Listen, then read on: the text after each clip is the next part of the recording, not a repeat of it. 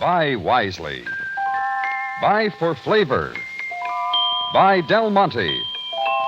Del Monte, the brand you trust for flavor in so many good foods. Time now for Rocky Jordan, brought to you by Del Monte Foods, the brand preferred by more women than any other line of canned fruits and vegetables in the world.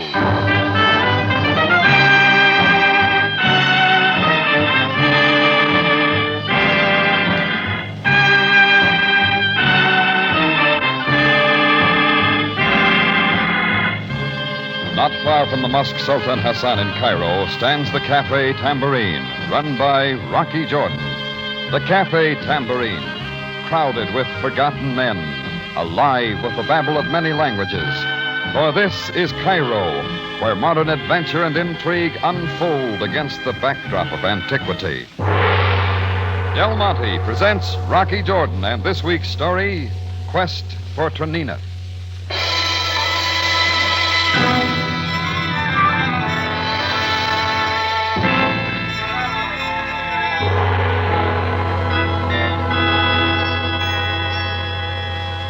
If you ever plan a trip to Cairo, take my tip and read up on a few things.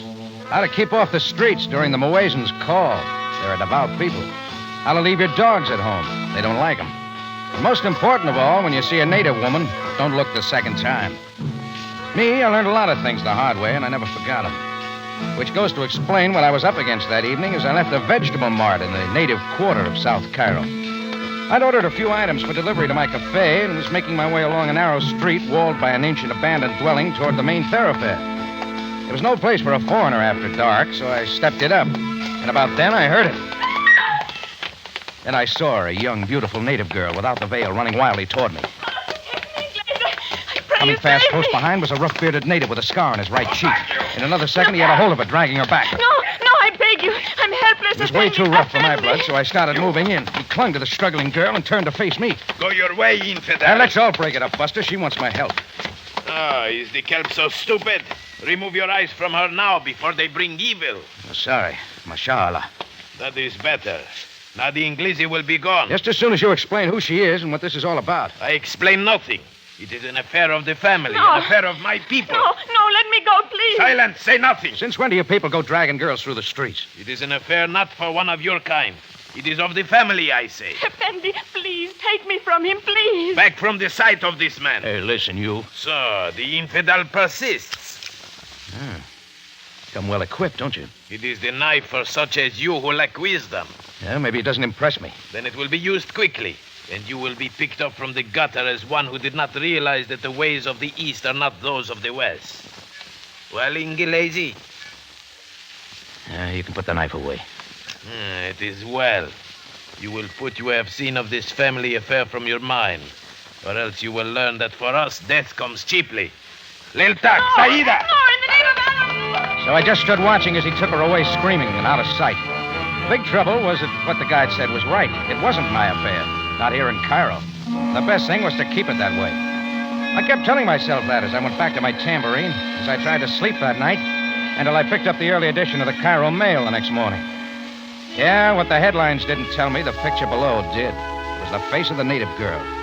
I read only a little way down, Traneeneh, daughter of Emil Falak Bey, reported missing. Abduction feared. Reward offered for information. Right away, I was in at my office phone, putting in a call for Captain Sam Sabaaya, the Cairo police. He wasn't there, so I knew where I'd find him, and I headed for the home of Falak Bey. It was a large white house in the spacious Sharia El Din. In front was parked Sabaaya's black limousine, and at the gate a couple of uniformed men, assisted by several house servants, were trying to hold back an excited crowd, claiming information and seeking the reward. I started pushing my way through. No one enters the home of Falak Bey. Well, I'm going in. I warn you, sir. Keep them back from the gate. It is most difficult, Captain Sabaaya. This man makes trouble. Oh, Jordan, Ahmed, let it enter the car. Your command, Captain. Ah, sir. Thanks. Jordan, come over here by the fountain.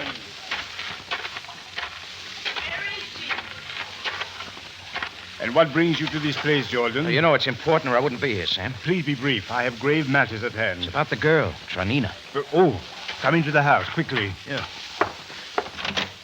In here, Jordan. Who comes now to my troubled house, Captain Sabaaya? His name is Jordan Falak Bey. He says that he brings word of Traneeneh. But what would he, a foreigner, know of my daughter? Only what I saw, Falak Bey. Over near the native vegetable mart. A man dragging her away. No, it is not possible. Continue, Jordan. You are sure that she was the daughter of this man? She's the same that I saw in the papers this morning. You saw her dragged away, and what did you do? Nothing. Nothing, Jordan? What do you expect, Sam? She's a native girl. I understood it was a family affair, and I left me out. A family affair? Who would tell you this thing? The guy who was holding her. He made real sure I stayed out of it. Please describe him. Oh, he had a lot of crooked teeth, heavy beard, except for a knife scar from his chin through his right ear. Do you know who this could be, Falak Bey? I know of no such man. Jordan, can you be sure of this? Look right into his face. I'd recognize it anyway. Sabaaya Bey, can you not see that Jordan is like the others who come only for reward but know nothing? Let's get this straight, Falak Bey. I'm not here for money. Just a moment, please. Now, exactly when did all this occur? Late yesterday evening. Jordan, you mean to tell me that you saw a girl abducted on the streets of Cairo many hours ago, and yet you wait until this minute to tell me? Oh, Sam, we've been over this before. You've made it clear the ways of the East aren't like mine, that native affairs are not my concern. Yes, I will confess that I have, Jordan. However... All right. Maybe I should have done something this time. Believe me, if I'd known who the girl was and that she was in real danger... I do not accuse you. Is there more to tell? No, that's everything. I'm in it now, Sam. I'll square it somehow. No, Jordan. I suggest that for your own safety, you now return to your tambourine and think no more of this. You know I can't do that. It is an affair for the police, Jordan. Please, say no more. There is no truth in Jordan's story. Can you not see? Falak Bey, I quite understand how you feel. However, My lovely Traneeneh, she whom I brought to womanhood, hoping that she would marry into good station and bring me joy. Now she is gone. Well, there's plenty we can do about this. I beg you, Captain, take him away. Let this man torment me no more. So I got out. I didn't blame Falak Bey so much for how he felt. Only myself now. I pushed my way through the crowd at the gate and up the Sharia El Din. I walked along the busy street trying to figure my next move and what I could do about Traneeneh. All at once, I had company. A young, muscular fellow with a determined face who crowded in close. I have valuable jewels, Effendi. They must go for a quick price. Not interested. Hala yatik. Precious diamonds, a bargain quickly made. If you would step to a quiet spot... No jewels, buddy. Now beat it. To dispose of them in Cairo would be dangerous for me, but you, an American, could get a fine price in Chicago or New Orleans or perhaps St. Louis. Yeah. All right, I'll play along. Let's go.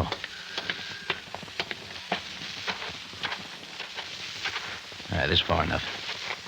Let's see the diamonds. There are no diamonds. I didn't think so. I'll get to the point.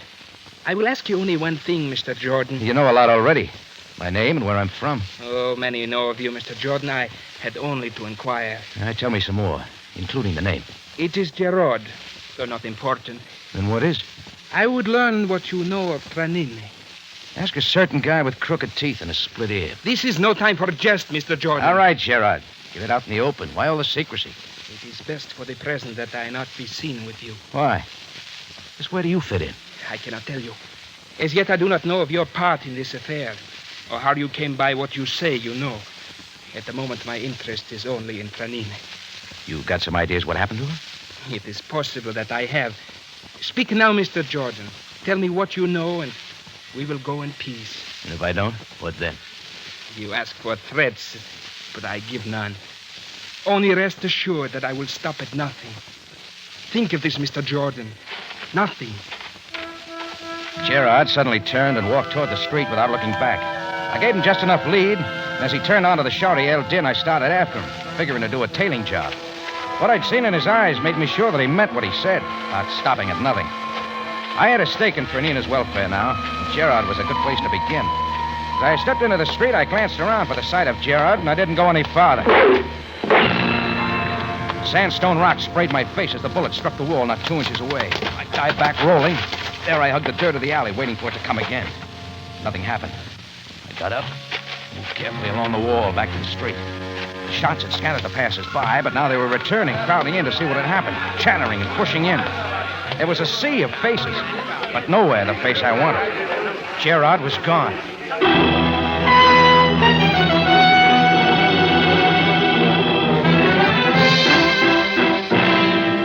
Del Monte Foods is presenting tonight's adventure with Rocky Jordan.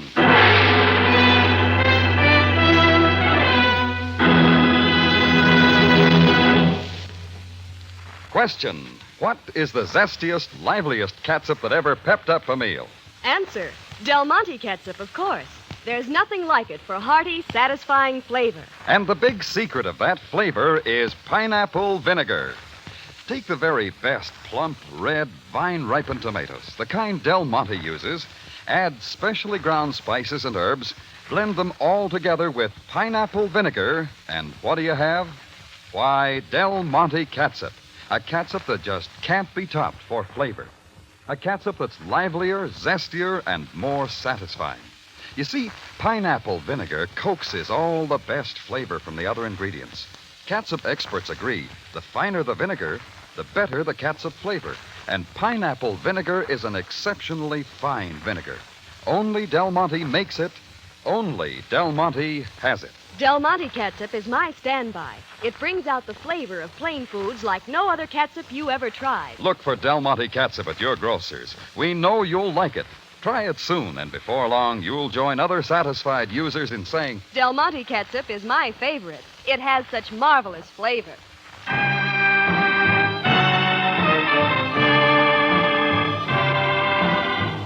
And now we take you back to Cairo, and tonight's Rocky Jordan story, Quest for Traneeneh.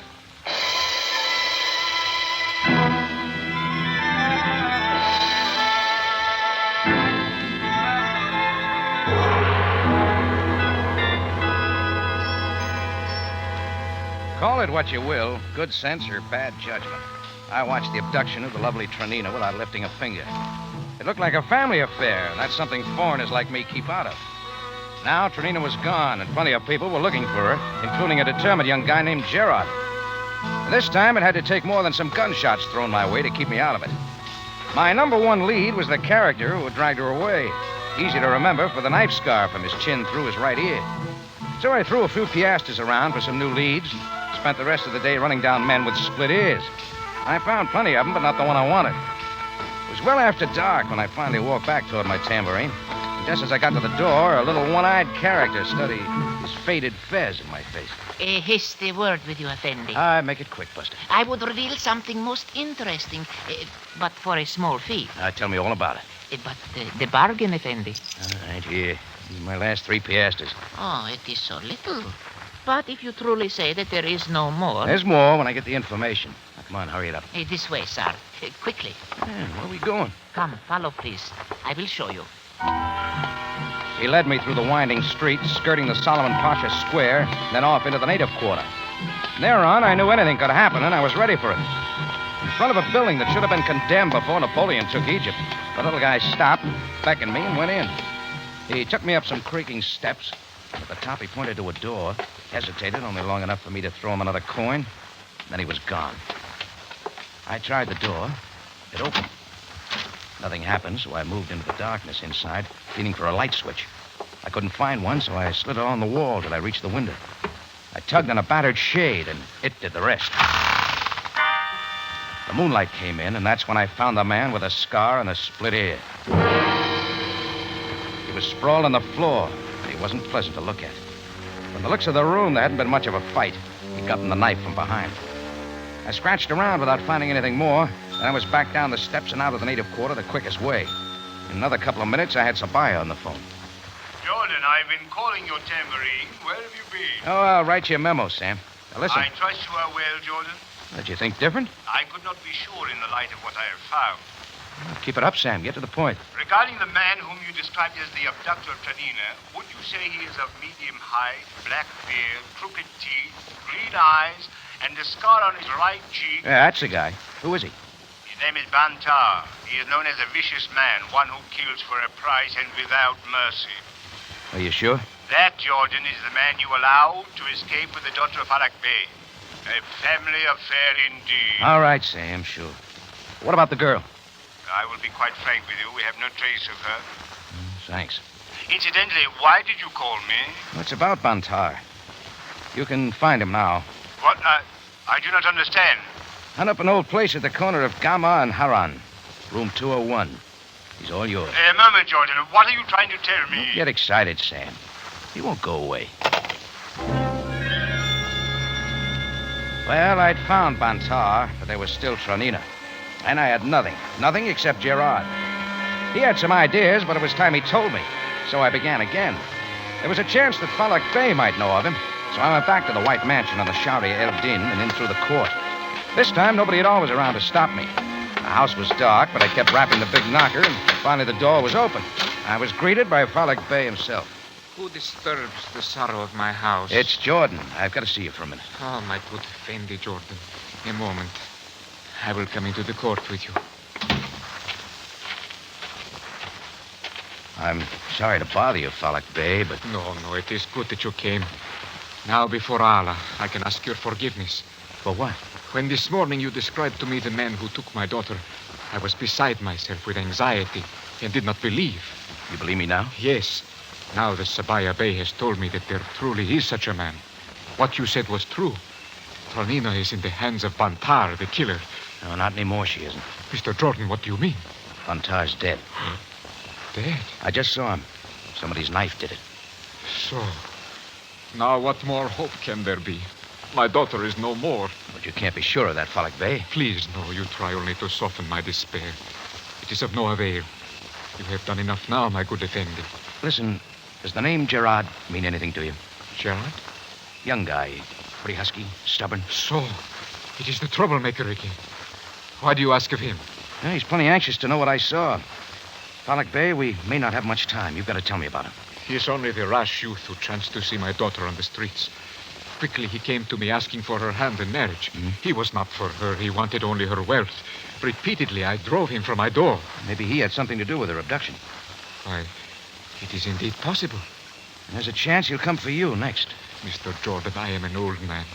My welfare is nothing. I've got to find Gerard quick. Please, no, it is not right that you, not of my people, should endanger your life. Now, don't worry about me. Go in peace now, my Effendi. I return now into my house, alone. Traneeneh was all I had. There are not even relatives to mourn with me in my grief. Allah be with you. I went back out through the court and the gate and took a few steps down the walk. There, for some reason, I hesitated. I'd seen fear as well as grief in Falak Bey's eyes. Right then, I didn't blame him. But something wasn't straight.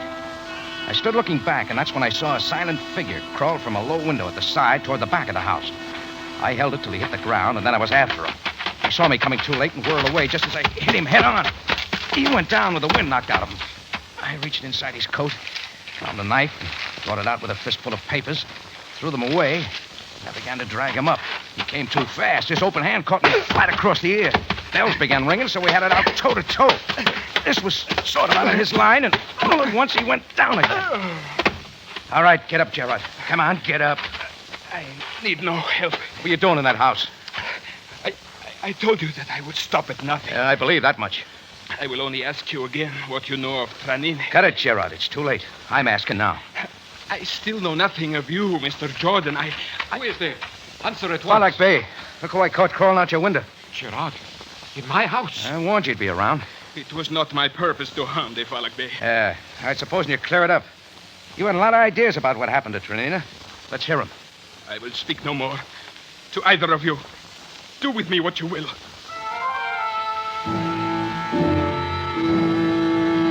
Well, that was all for Gerard. From then on, he closed up tighter than the cap on a bottle of Coke.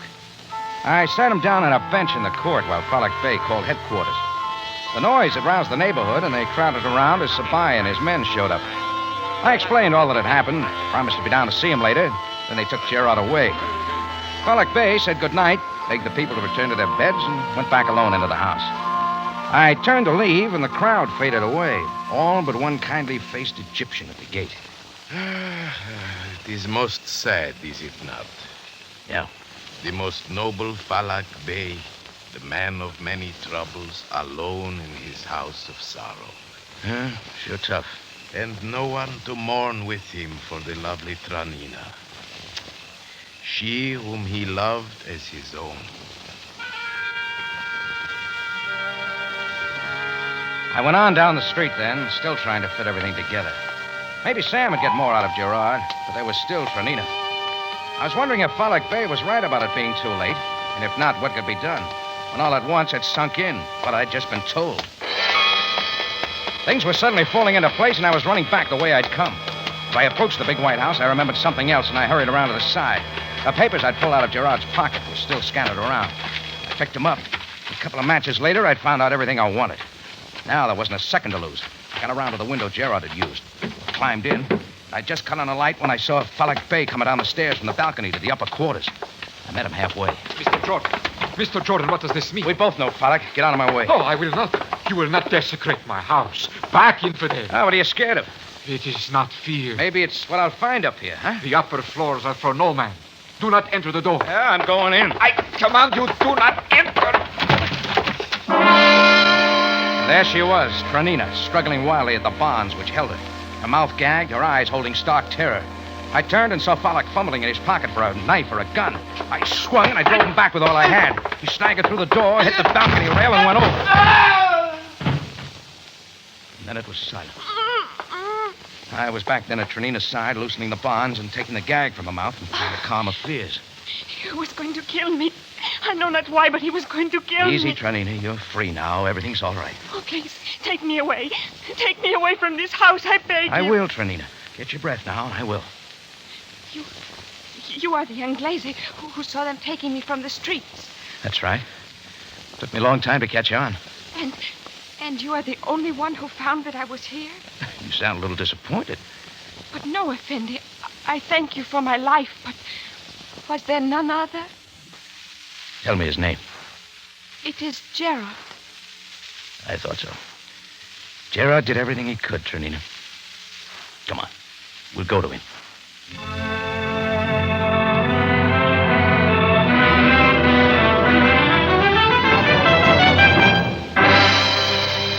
In just a moment, Rocky Jordan returns to conclude tonight's story.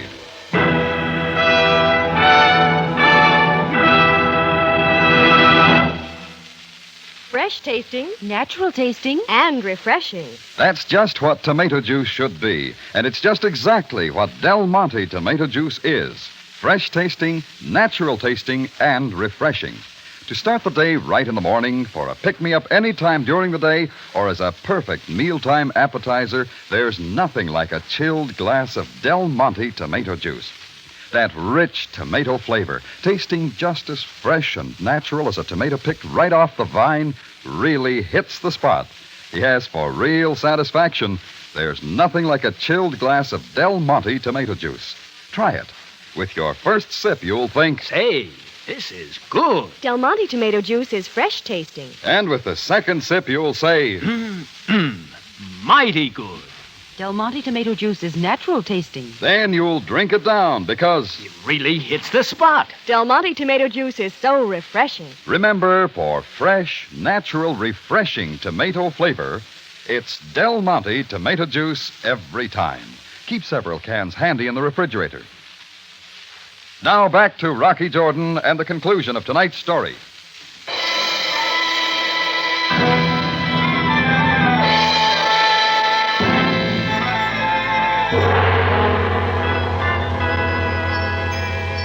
Well, one quick look told me that Falak Bey was now only a problem for the coroner. Not long after that, I created something of a sensation when I walked into headquarters with Traneeneh. Gerard was still under a technical charge of housebreaking, but he was released from his cell and brought to the office where Traneeneh, Sam, and I waited. She was quickly in his arms. Gerard, oh, darling. Traneeneh, praise Allah, you are safe and well. And you, Gerard, what of you? Oh, have no fear for me or us. Soon I will return to your side forever. Gerard. Now, if I may have your attention, we will clear up a few matters. Jordan. Yeah, it looks like Gerard was way ahead of us, Sam. He suspected things weren't right with Falak Bey, and he entered his house to prove it. These documents he found there told everything. For one thing, Traneeneh was only Falak's stepdaughter. One of the neighbors had told me as much. Is this true, Miss Traneeneh? Oh, my most humble pardon, Sabaaya Bey. Did you speak? Did I? Oh, continue, Jordan. Well, Traneeneh inherited a sizable fortune through her mother, who is now dead. Naturally, Falak was named as her guardian and the executor of her estate. What she didn't know was that Falak had misused her money, business ventures and so on. And her fortune was gone. Now he didn't dare let her marry or come of age when she would surely demand an accounting.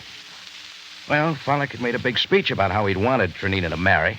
I wondered then why he hadn't matched her up long ago. She must be nearly 21. Oh, just a moment, please. Miss Traneeneh, when is your 21st birthday? Oh, why, it's on the morrow. I had forgotten. My sweet, I will buy you a gift of the purest silver. Go on, Jordan. Well, you see, Sam, he had to act quick. He hired Bantar to take her out and kill her. But Bantar fumbled the job. That's when I saw them last evening, and he hesitated and hit her. In the meantime, Falak was putting on a big act about her disappearance. But she was in Falak Bey's house when you found her. Oh, sure. When Bantar learned I was passing around his description, he got smart, and after dark tonight, secreted her back to Falak's house and dumped her right in his lap. I see. So the Bey was posed with a problem, what to do with her now that she realized what was happening. Mm-hmm. First, he tied up Traneeneh in a room, and went after Bantar, both through anger and the fear of what Bantar knew. He killed him. It is now quite clear why the Bey wished that no one enter his house, not even professional mourners. It appeared strange that he had sent even the servants away. Yeah. Lucky I got back there in time. Indeed it is. Traneeneh, are you aware that you are without funds? That you now have nothing? But do I not have Gerard? I have everything, Sabaaya Bey. Gerard, do you still wish to take Traneeneh as wife? But of course. With my own hands, I will slave for her. I will give her all the good things in life. That is as it should be. Gerard, my husband-to-be. Traneeneh, my sweet. You see, Jordan, people do not always marry for money. Sometimes they marry for love.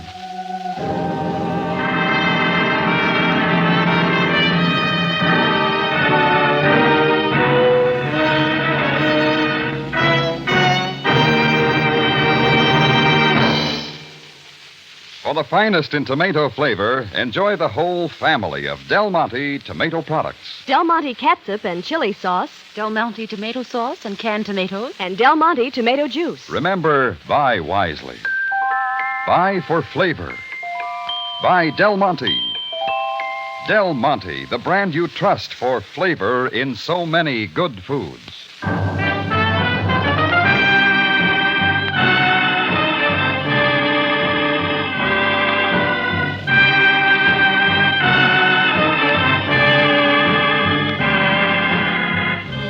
Rocky Jordan, written by Gomer Cool and Larry Roman, stars Jack Moyles in the title role with Jay Novello as Sam Sabaaya, and is produced and directed by Cliff Howell, with original music composed and conducted by Richard Arunt. Remember, you have a date next week at the Cafe Tambourine, run by Rocky Jordan. Same time, same station.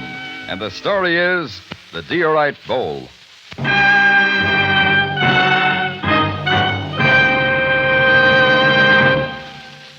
There is nothing more inviting, no cool dessert so flavorful as Del Monte crushed pineapple, heaped generously over your favorite ice cream or sherbet. Del Monte crushed pineapple, the brand that always puts flavor first. Now, before we sign off, we want to remind you this year, more than ever before, your local community chest needs your support. Give generously. Everybody benefits when everybody gives.